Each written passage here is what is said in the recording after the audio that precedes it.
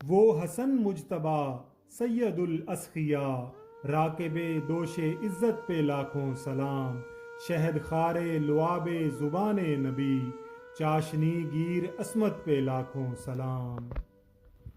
تاریخ الخلفاء میں ابن سعد حضرت عمران بن عبداللہ سے روایت کرتے ہیں کہ حضرت امام حسن علیہ السلام نے خواب دیکھا کہ ان کی دونوں آنکھوں کے درمیان قل ہو اللہ احد لکھا ہوا ہے۔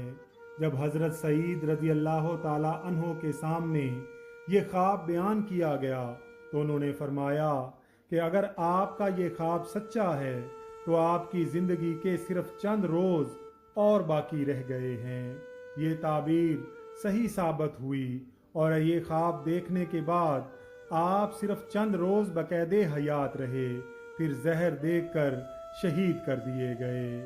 زہر خانی کی تفصیل یوں بیان کی جاتی ہے کہ پہلے آپ کو شہد میں زہر ملا کر دیا گیا، جس سے آپ کے شکم مبارک میں درد پیدا ہوا۔ رات بھر آپ ماہیے بے آب کی طرح تڑپتے رہے۔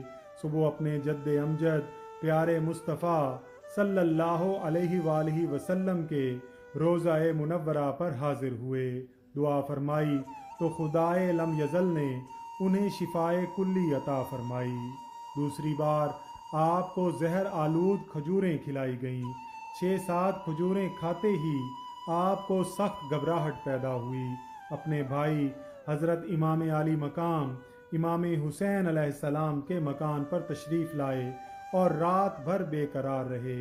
سویرے پھر اپنے نانا جان کے روضہ مقدسہ پر حاضر ہوئے اور دعا فرمائی۔ اس بار بھی خدائے عز و جل کی رحمت اور اس کے رسول صلی اللہ علیہ وآلہ وسلم کی برکت سے زہر کا اثر جاتا رہا۔ بیان کیا جاتا ہے کہ اسی طرح آپ کو 5 بار زہر دیا گیا، مگر ہر بار اس کا اثر زائل ہوتا رہا۔ چھٹی بار ہیرے کو پیس کر آپ کی سراہی میں ڈال دیا گیا، جس کا پانی پیتے ہی ایسا معلوم ہوا کہ حلق سے ناف تک پھٹ گیا اور دل ٹکڑے ٹکڑے ہو گیا۔ آپ بے قراری میں مرغ بسمل کی طرح تڑپنے لگے، مسلسل قے ہونے لگی، جس کے ساتھ جگر اور انتڑیوں کے ٹکڑے کٹ کٹ کر باہر آنے لگے۔ وفات کے قریب آپ کے بھائی حضرت سیدنا امام حسین علیہ السلام آپ کی خدمت اقدس میں حاضر ہوئے اور پوچھا کہ بھائی آپ کو زہر کس نے دیا ہے؟ آپ نے فرمایا کہ تم اسے قتل کرو گے۔ امام عالی مقام نے عرض کی بے شک میں اسے قتل کروں گا۔ آپ نے فرمایا جس کے بارے میں میرا گمان ہے اگر حقیقت میں وہی زہر دینے والا ہے تو خدائے ذوالجلال منتقم حقیقی ہے اور اس کی گرفت بہت سخت ہے، اور جس کے بارے میں میرا گمان ہے اگر وہ زہر دینے والا نہیں ہے تو میں نہیں چاہتا کہ میری وجہ سے کوئی بے گناہ قتل کیا جائے۔ سبحان اللہ، حضرت امام کا فضل و کمال کتنا بلند و بالا ہے۔ آپ سخت تکلیف میں مبتلا ہیں، آنتوں کے ٹکڑے کٹ کٹ کر نکل رہے ہیں اور نزع کی حالت ہے، مگر اس وقت بھی انصاف کا بادشاہ اپنے انصاف و عدالت کا نہ مٹنے والا نقش صفحۂ تاریخ پر ثبت فرماتا ہے، اور اس کی احتیاط اجازت نہیں دیتی کہ جس کے بارے میں گمان ہے اس کا نام لینا گوارا کیا جائے۔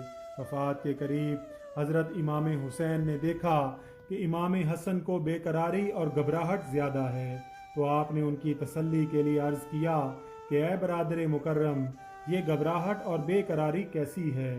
آپ تو اپنے نانا جان اور اپنے بابا حضرت علی کے پاس جا رہے ہیں اور اپنی جدہ کریمہ حضرت خدیجۃ الکبریٰ اور والدہ محترمہ سیدہ فاطمہ الزہرا سے ملاقات کریں گے، اور اپنے چچا حضرت حمزہ اور حضرت جعفر سے ملیں گے، اور اپنے ماموں حضرت قاسم و حضرت طاہر سے بھی ملاقات کریں گے۔